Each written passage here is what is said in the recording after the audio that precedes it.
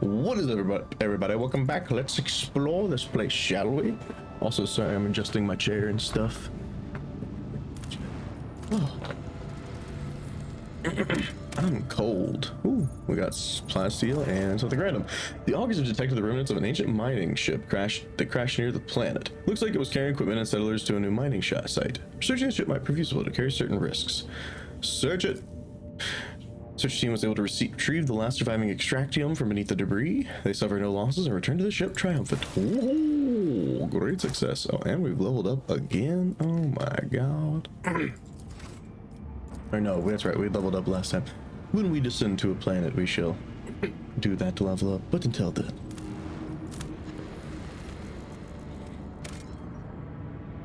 Nice, 50 XP. Whew. Very sleepy today, by the way, so if I yawn a lot, that's why.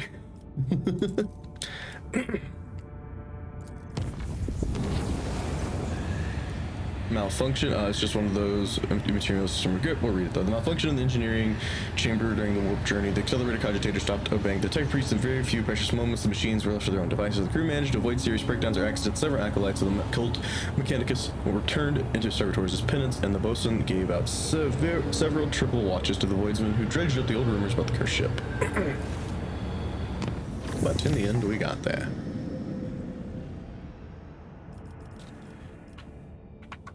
Alright, what you got for me? I got this Archides. 2 different ships and 4 planets. Huh. Big system.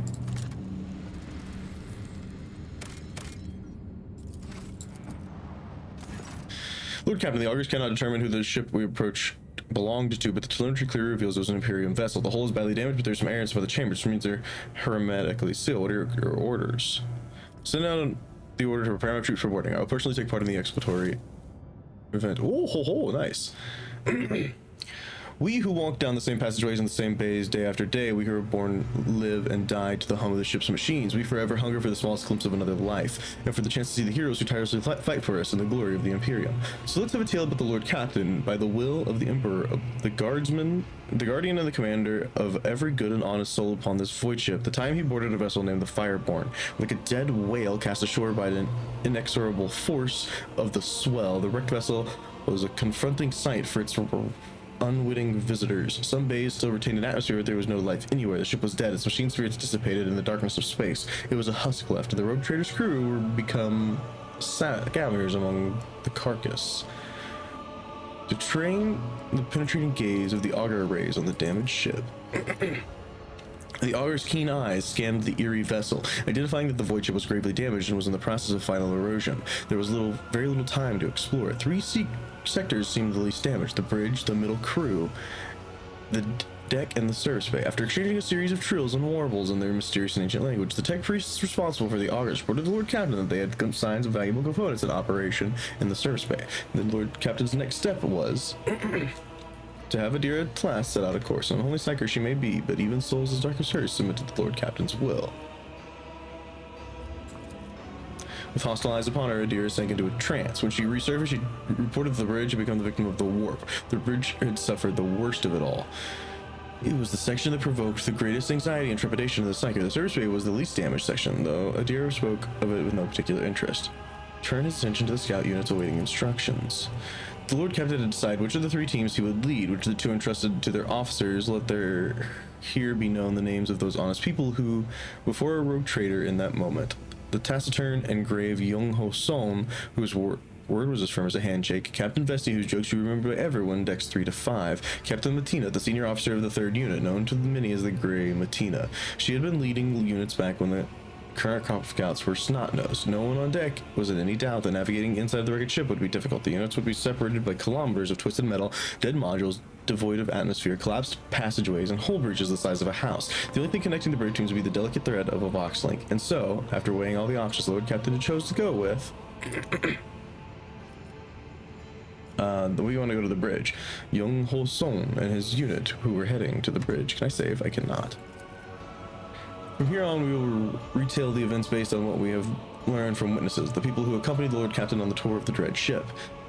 The shuttle started up one after another and dispersed, each heading into the selected target. An hour spent on cutting through the hull in the freezing vacuum of space, a fussing boarding, and finally, the rogue trader stepped out into the cold, dark deck of the dead ship. The light of the torches revealed a sign in the gloom, fireborn. After a minute-long exchange with the Voxmaster, who quickly checked the archives, it was established the dead vessel was that of Captain Nova Von Dane, registered at Kiava Gamma port. Every minute spent on board threatened to end in disaster. The ship's days or even hours of existence were numbered. From all sides came the sounds of distant crumblings. The floor underfoot trembled every now and then. The Lord Captain hurriedly moved deeper into the compartment when he suddenly felt the slightest puff of air brush against his neck, followed by a soft sigh, almost as if someone had leaned in close, opened their mouth to whisper a dark, tantalizing secret, and then fallen. We will not succumb, or some knowledge of the wicked influence of chaos. We will not succumb to fear. From where simple mortals would already be trembling and weeping, the rogue trader only gritted his teeth. Shrieks and moans can be heard close by, others were gripped by illusion too. Young Ho Son, the unit captain, barked out orders. His team held back their comrades who had fallen victim to the uncanny terror and were struggling to break free and run. Deeper into the cursed ship, a few minutes passed, and the unit, though scared senseless, was ready to continue. Suddenly, some sound blared from the Vox, which was turned to the second unit's frequency. The words were muffled, as though the person on the other end wasn't speaking directly into the Vox, but just pressing the transmit button while occupied with something else. Never seen anything like it. It's beautiful. Hold on, what is it? Is it moving? The words were cut off by a strangled wheeze, followed by static. Young Ho Son listened to the transmission and the final rasp with a surprisingly calm expression, then pressed the Vox button, and a similarly calm voice let loose a stream of florid swearing, which centered on casting aspersions on his interlocutor's intellectual capabilities. Turning to the rogue trader, he remarked, "Apologies, Lord Captain. Captain Vesti from the second unit is well known for his pranks." "Crap, the Lord Captain's with you," comes Vesti's voice from the speakers, followed by immediately by, my sincere apologies, your lordship. I just wanted to spook the guys a little." He's fairly disciplined. Lord Captain, the Captain for the command. Resolved to show leniency and merely asked for a report on the unit's progress. Captain Vesti reported that his unit's foray into the had so far proceeded without incident, mystical or otherwise. They had found no survivors from the ship's crew or bodies for that matter. However, the unit had encountered a problem. The passage leading to the dark section with the arsenal and storage depot was seriously damaged, especially the power cables proceeding farther. After consulting his officers, the Lord Captain issued new orders for Vesti's unit. Vesti's unit headed off to carry out their orders while the rogue trader and his team continued on. After spending several hours walking down the dead passageways, Young Ho Son's unit and the rogue traders reached the bridge of the fireborn. The oppressive feeling had not dissipated. It was as though the bulkheads of the ship were steeped in the terror and pain of the people who had vanished without a trace from those decks. On their way there, the unit had found no signs of trouble or struggle or bodies of the crew, and that served only to deepen their unease. After examining the bridge, the scout unit discovered that the captain's principal cogitator was still functional. The final log entry was identified, a damaged pict reporting that no one in the unit was eager to view. Proximity to the cogitator alone was unsettling enough, and with each passing second remaining on the bridge, it was becoming more and more difficult. Let's take a risk and watch the recording. We found a new rumor. The recording had contained a message from Captain Nova Von Dane. It was almost impossible to make anything out on the pic, only the captain's hand gripping the edge of the table and the flash of iridescent light. The captain was speaking crisply, almost calmly, but there was also short, almost inaudible breaths. Exactly what the rogue trader's team had encountered when they first boarded the ship, and it even seemed that those sounds were not coming from the recording itself from the gloom-drenched corners of the bridge itself. Calvagam has fallen. The fireborn broke orbit under fire from an unknown enemy and left the system, said Captain Van Dane. On the recording, with the tone of an officer reporting to her superiors, we encountered pathological warp activity. The crew is reporting failures in the Geller field system. The ship is doomed. Whoever finds the recording, I ask you to hold a prayer for a service for our souls. I also ask you to take the family relics of the Van Dane line from Kiava. The relics are stored. Then the captain specified the location of her family vault and the access code. The recording ended there. There was nothing left to do on the cursed deck. It was time to return to the shuttle. A message came in from the unit led by the seasoned, unflappable Grey Matina. The captain methodically reported on the service base section her team had already examined. They had found nothing of value. They had found no bodies. There had been no incidents, and the search was proceeding as normal. The unit was waiting for further instructions. After distilling the salient points from Grey Matina's exhausting report, Gregor listed the areas that warranted a more thorough search. After returning to the shuttle, Gregor received reports of the fireborn status. Tech Priester relentlessly disappears the wreckage from the augur's gaze, insisted on curtailing the operation as soon as possible, fearing imminent destruction. There were also reports from two other units. The second unit succeeded in moving through the danger zone and returned to the shuttle with a valuable payload taken from the dead ship stores. Grey Martinez's unit had explored the service bay without incident and not wasting any time, had marked valuable components related to assembly and transfer. We got hot shot last pistol, cogitator braces, long lasses, ancient. Beautiful. The unit assembled at the shuttles, and the Lord Captain gave the final order of the Grim Expedition. Honor the memory of Captain Nova Van Dane and her crew. The last trace of the fallen captain had been fulfilled. The improvised funeral began with a brief military salute, and the rogue trader himself recited a prayer for the souls of the fireborn, just as any honest servant of the Emperor who has dedicated their life to voyaging through the darkness would honor their fellows and mourn their deaths. Time was up. The scouting party returned to the trip. One last look at fireborn, the rogue trader gave the order to fire upon the dead vessel at range, for that which was born in fire should also perish in it. Nice. I think we got the best things there. It was a fun one.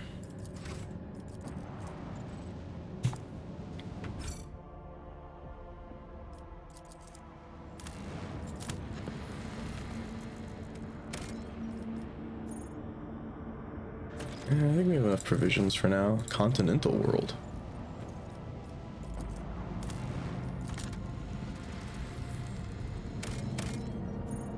The rings. Is this a... oh no. The giant rings on the planet's surface can be observed even from orbit. Examine the rings. It has emerged that this planet has a native species of a giant insect similar to Terran ants. Just like ants, they sometimes form so-called death spirals in which one creature falls on another without realizing they're going in circles.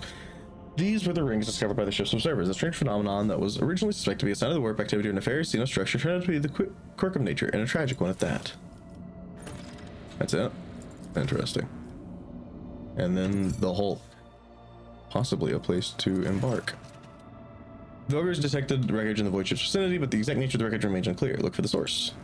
The augur crew reports that its dredge showed no evidence of a disaster that could have provided such debris. Look for the source. Look for the source. Look for the source. Look for the source! Huh. Continue on voyage. How do I go here now? Weird. All right, so we're gonna do something dangerous here, I believe. Ooh, I want to jump over here. This is dangerous, though. Deadly. Warp travel. Get lucky. Get lucky. Dang. Oh, a call for help has pierced the tranquility on the veiled warp flight. Something sinister is afoot on one of the storage decks. 2 squads have already been sent to investigate. The both of them have gone missing. Alas, the only way to learn of their fate is to personal visit for the road trader's retinue. Ho ho ho. We triggered a trap and took 6 damage. Alright, I'm gonna go ahead and level these guys up and I'll be right back. Alright, let's go ahead and go through this, shall we? We picked up Taunting Defense for just more parry against priority targets, make him an even bigger tank. We picked up Perfect Opening to get more lethality chance and deal 5% of the max wounds to the damaged opening. For a deer here, we picked enemies that have failed a willpower resistance test against any of the psychers. So Psychic Power stuff with additional damage. Beautiful, beautiful. For Argenta here, we picked up Expert Finesse. If they kill a tier 4 or higher, they immediately reload their weapon and attack the closest enemy in their line of sight. Deals plus 50% over penetration, but only 28% of the bounty usual damage. Grand Strategist, we picked up the Course Untraveled. We're just running out of like Navigator talents to take for her, and it gives plus 2 perception until the end of combat when we use a power that we haven't used yet. And then for Pascal here, we took when we kill someone in the front line, increase all bonuses of combat tactics by plus 1. Beautiful. Let's find out what's going on down here, shall we? Oof. Lots of people have died. What you got for me? Nurgly boys, eh? Ends here.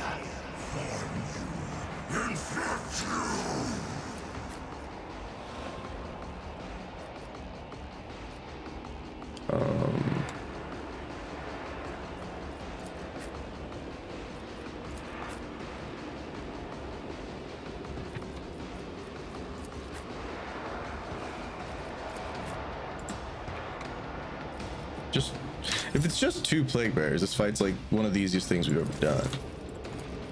Although Argenta can't hit them. Not a servitor.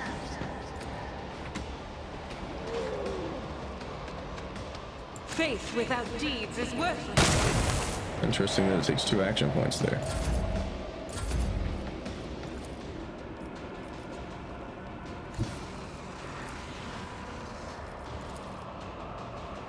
I may.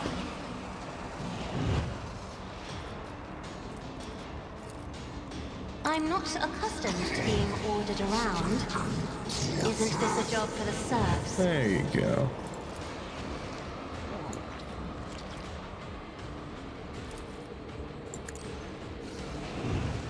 It's a big hit. I am a navigator, Boost up not a Gregor. servitor. Yep. Get into cover.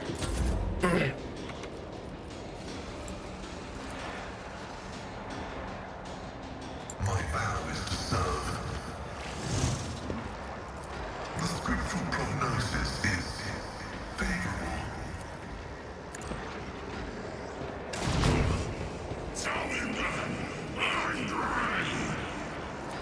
The Omniscient knows all. Should have done that first. That's okay.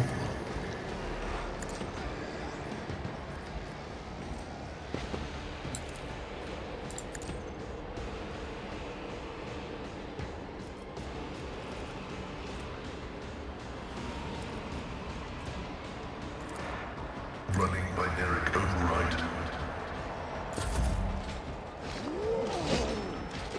Yes, we figured they'd go after Gregor here. Not overly concerned. Gregor doesn't really take damage. As the Emperor commands, I act. Oh my god, you have the wrong weapon out. I wondered what was going on there. This is unacceptable. Doubt is for the weak. I was like, why is this weapon so weird? Figured it out. Mark.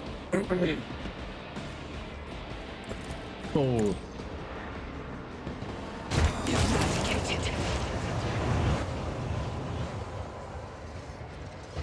The hell are you? Plague undead.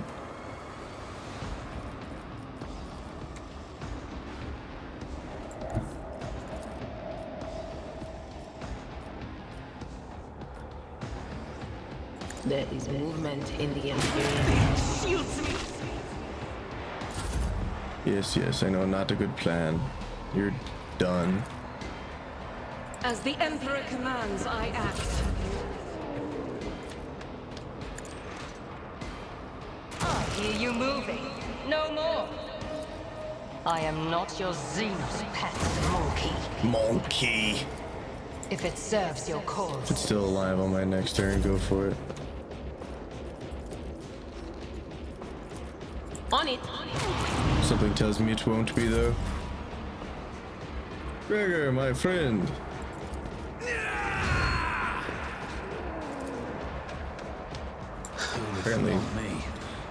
Apparently, I can't hit him with that, but I can. On it. Good try, Gregor. Good try.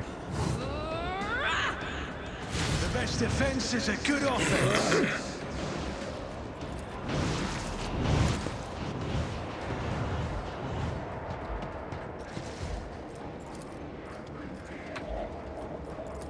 Isn't this a job for the serfs? Go away, shoo now. Me? If you insist, Lord Captain. I'll do it.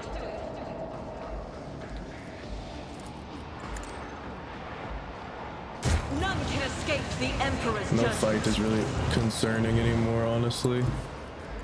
They who discern the future on the battlefield.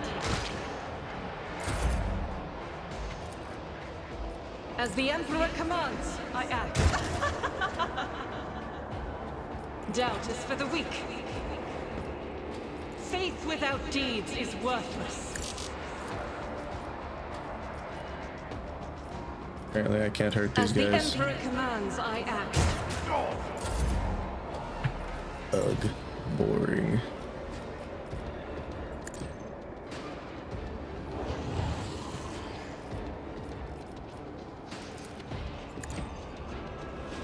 Try to die with grace, at least. Who needs to go if you can't hit people? I guess your leg can go. Paint your death in colors.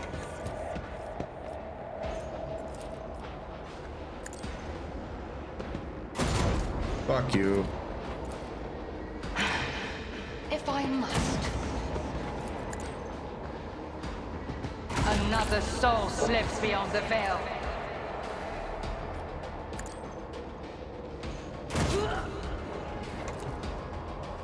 This tedium is beneath me. I hear you moving, no more.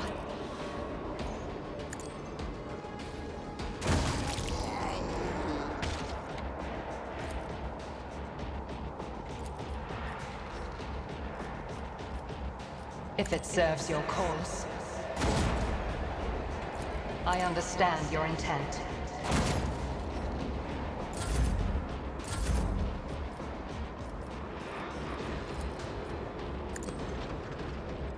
Insignificant value. Good shooting, soldier.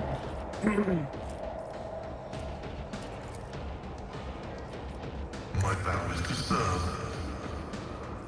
The scriptural prognosis is favorable. Thing is, I just don't really need to do much with him. Like, sure I can, but like I don't need to. I'll do it.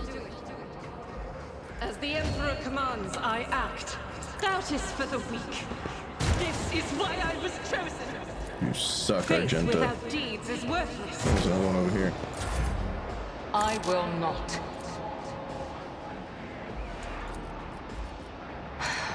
If I must, I deal death with my hands. I should have moved her. Oh well.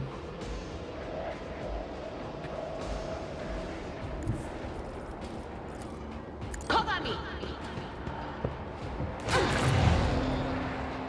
A temporary setback. I'll see to it personally. I'll make it happen. Who if not me?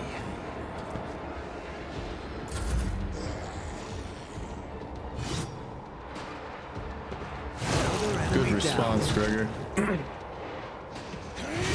Another fantastic response. This guy ain't gonna make it.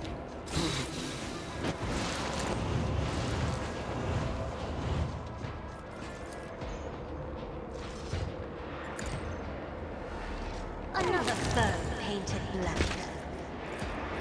That is foolishness.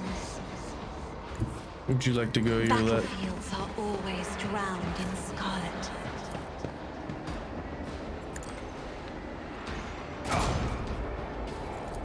I am not your Xenos pet, monkey.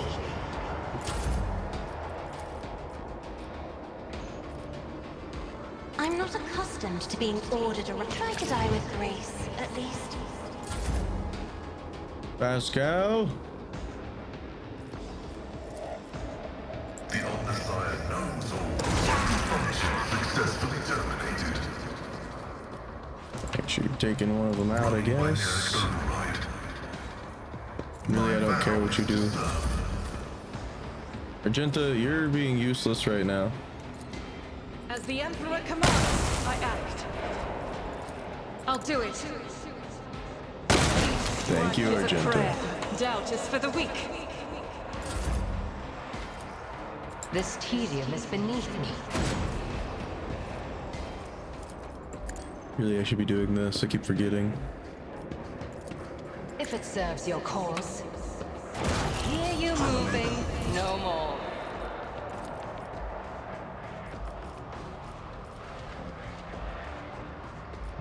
I am not your Xenos pet, monkey.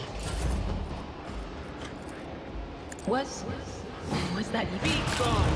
Oh, there you go, Adira.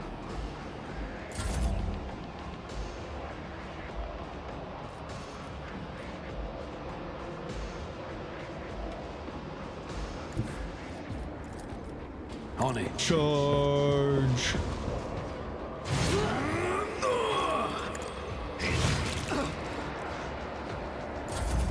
I didn't even see that guy. Sorry, Adira. My bad.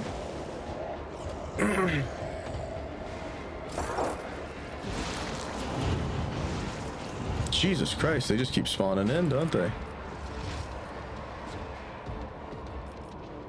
Me? If you insist, Lord Captain. Isn't this a job for the serfs? Me? If you insist, Lord Captain.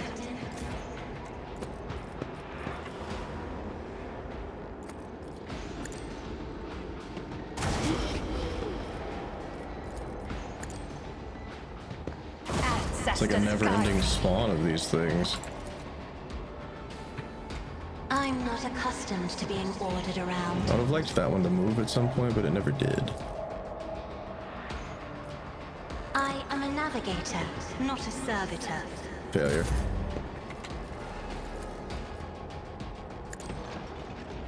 Old Messiah condemns you.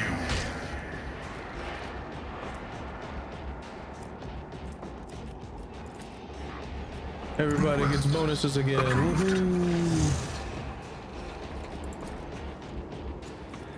The old Messiah knows all, comprehends all. The scriptural prognosis is favorable.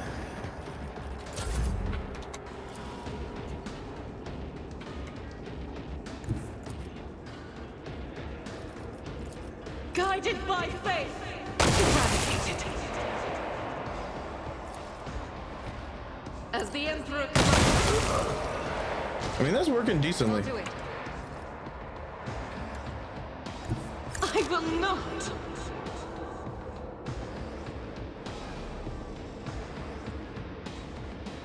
That's okay, chill then.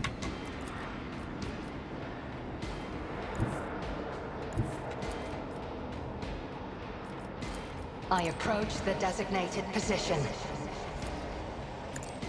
Another soul slips beyond the veil.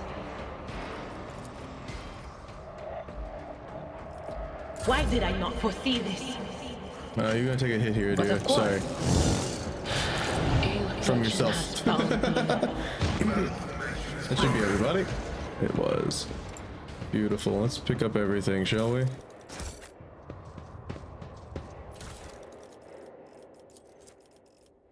Oh, here we go. We've got all this stuff we actually have to add to cargo. From that thing that we did a bit ago.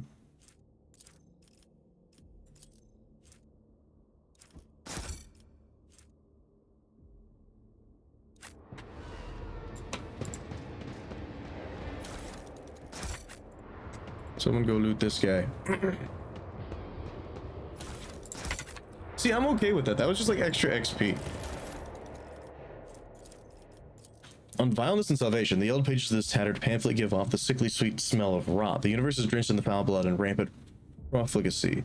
Disgrace and immorality and lies permeate the air around us with every word. Agony, suffering, and pain thrive within us. Submit, repent, and accept your fate, to live and die in vileness and villainy.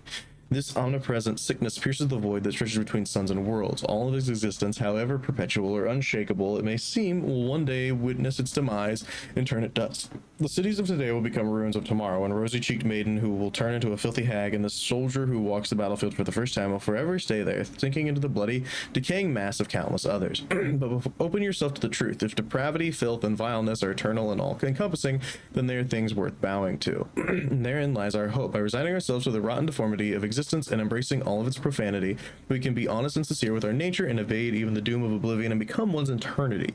Having trodden through all the world's putrescent and recognizing its morbid and irremediable wretchedness, we can perceive the soft and curative warmth of the true, most merciful of faiths, and thus at last we can discover the path of salvation into the caring embrace of the great unclean one, to his rotting and all-accepting heart, where there is a place for any true believer. Nurgle is the best. Nurgle is the best of the gods. We love the Nurgly boy. He just wants everyone to live forever, really. Like, how can you hate a man like that? How much XP did we get from that fight, by the way?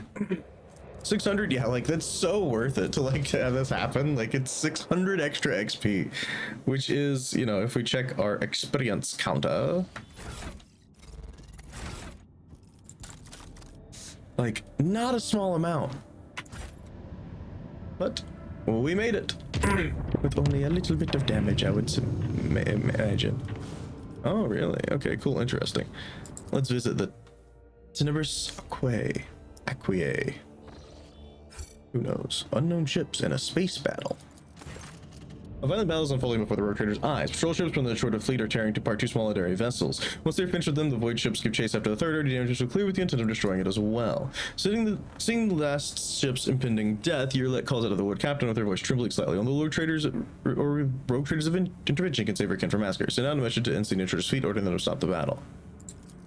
The Voxmaster relays the Lord Captain's demands to stop the battle and soon returns to the Prime. According to the Charter ships, this group of Xenos are malicious criminals. They're guilty of raiding the system's planet and robbing merchant vessels. The Indian Charter's warships are intent on performing their duty before the Emperor and exterminating the Xenos.